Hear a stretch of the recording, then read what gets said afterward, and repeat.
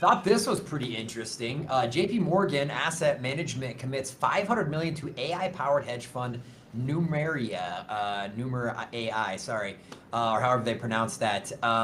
Numer AI operates its own crypto NMR.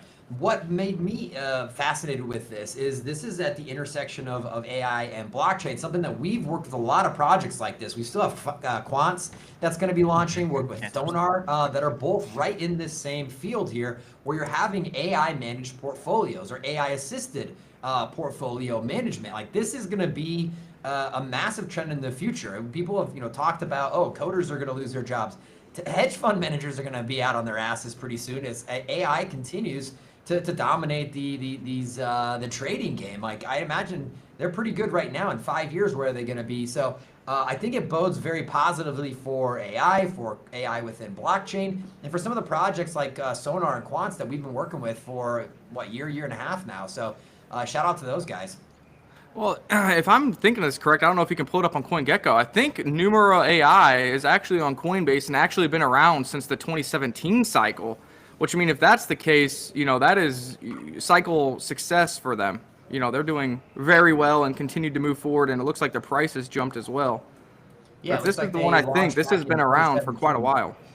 What's fascinating, too, when you sort of read the tea leaves on this story is, you guys will recall JPMorgan Chase, we know, run by Jamie Dimon, who has notoriously been an absolute hater of Bitcoin and cryptocurrencies, right? He has all sorts of quotes.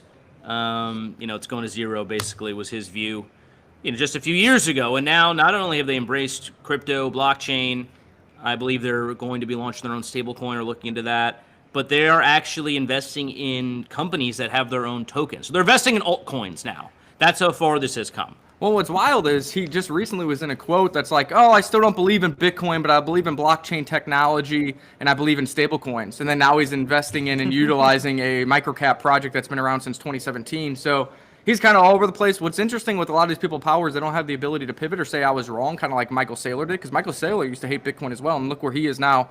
So it's interesting that Jamie Dimon still says, I think Bitcoin, I don't see the purpose of Bitcoin, but I believe in blockchain, I believe in stablecoins. Now you're using a altcoin that's been around for multi-cycles. Pretty wild. Well, in a red market, look at these guys go out on the back of that announcement, and probably rightly so. I mean, $500 getting injected into your fund is pretty massive with a name like JPMorgan behind you.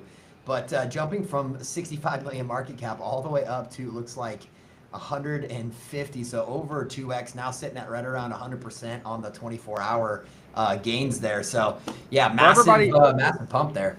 Yeah, for everybody that's been in the community for a while for multi-cycles, go check our Coinbase account, because NMR is one that we traded back in 2017, 2018. Maybe you still have some tokens left over there, some dust left over there.